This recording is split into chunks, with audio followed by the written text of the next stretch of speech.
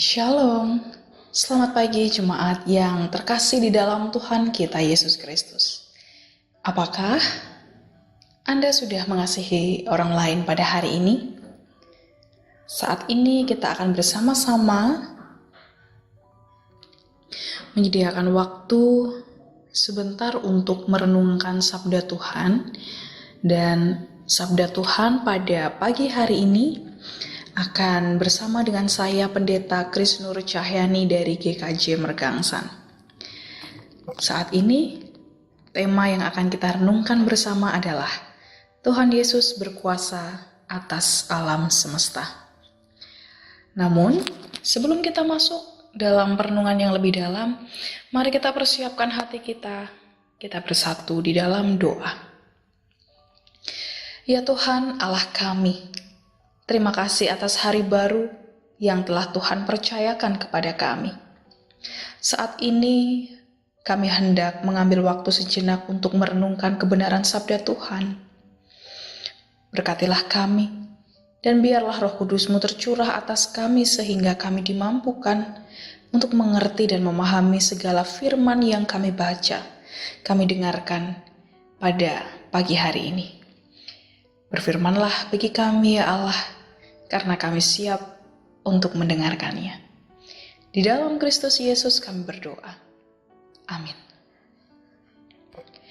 Jemaat yang terkasih, bacaan kita pada pagi hari ini diambil dari Efesus 1 ayat 15 sampai 23.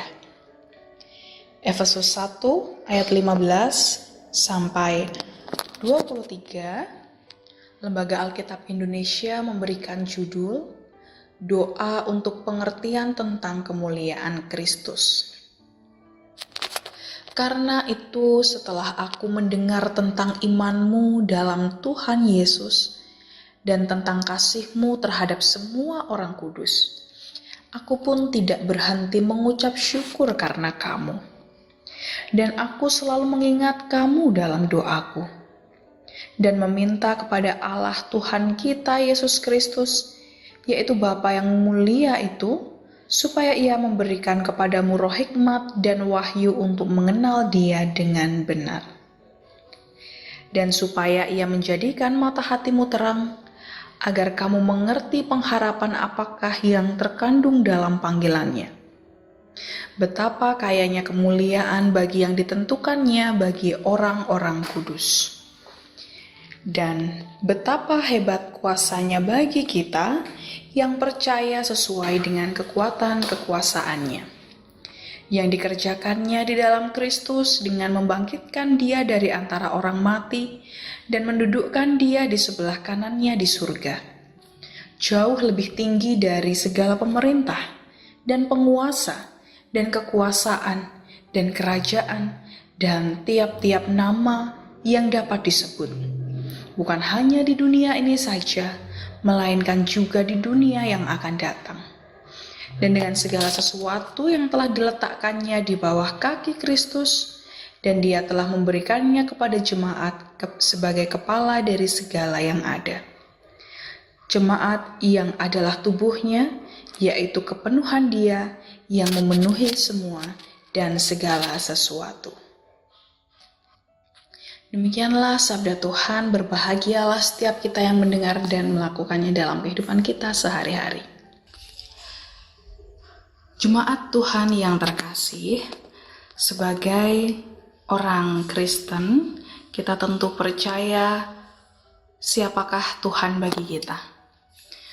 Menjadi hidup sebagai orang Kristen berarti saat itu kita juga terus melakukan pencarian dan pemahaman, memahami siapa sebenarnya Tuhan yang senantiasa kita percaya dan kita andalkan.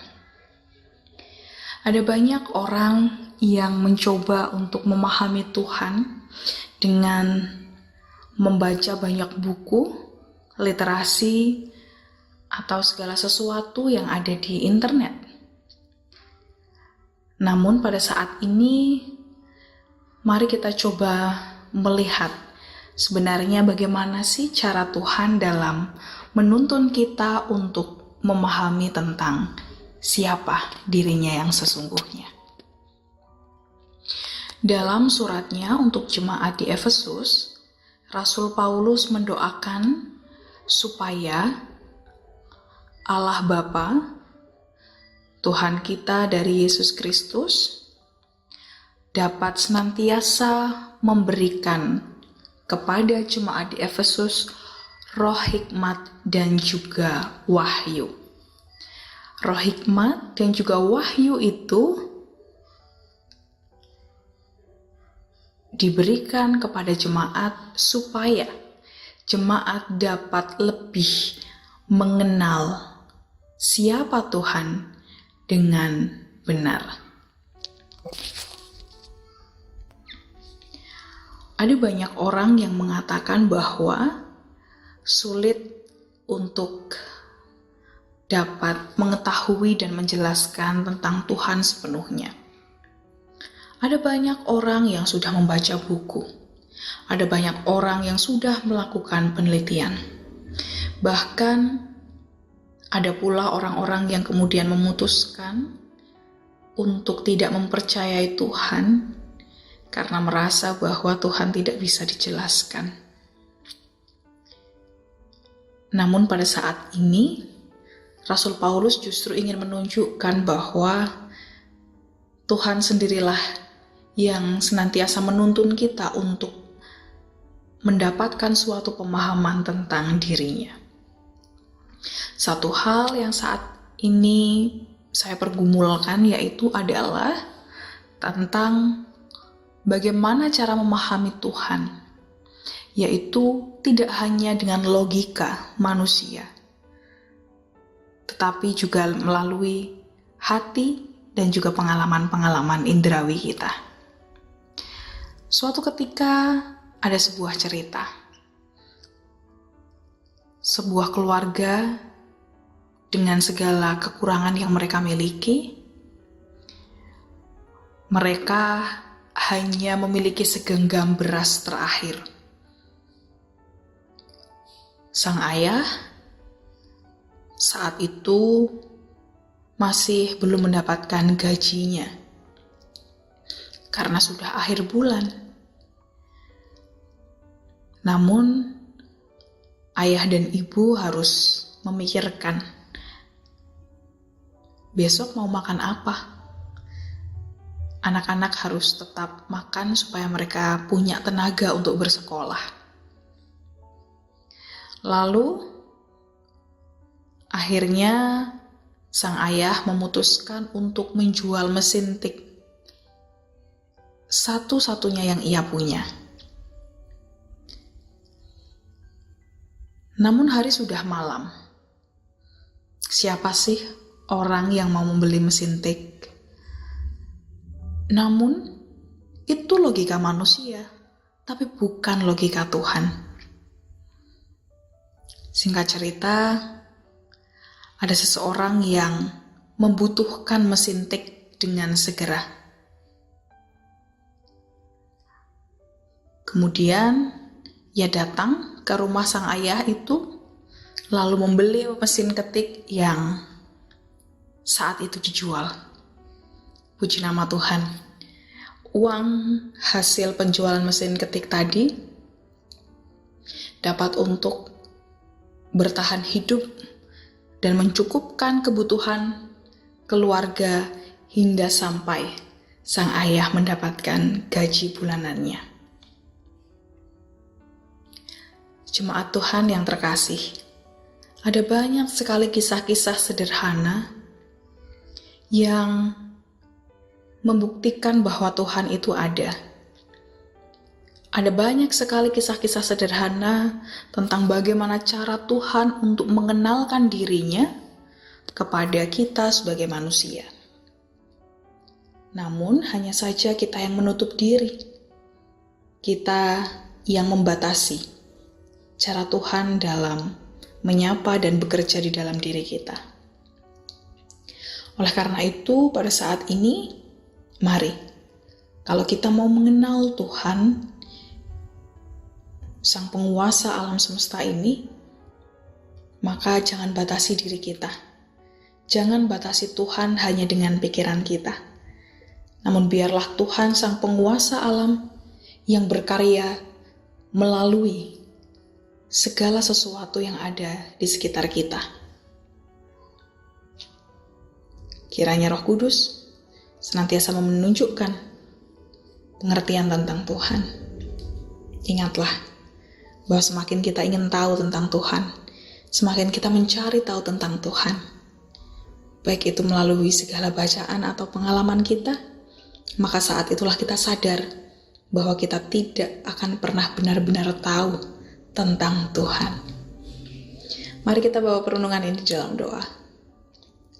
Allah Bapa Surgawi, kami mengucap syukur atas firman Tuhan yang baru saja kami dengarkan.